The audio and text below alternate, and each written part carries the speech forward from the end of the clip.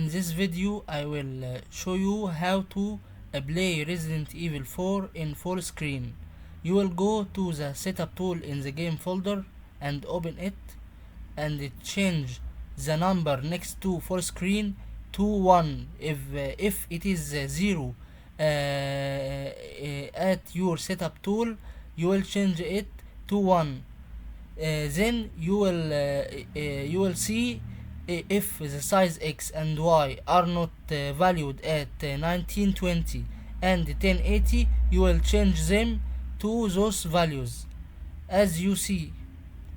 Then you will save those changes and exit the setup tool and go to the game application to test the game. As you see right now,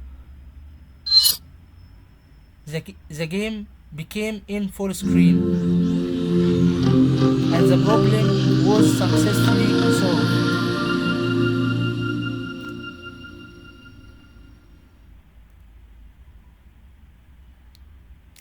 Thanks for watching.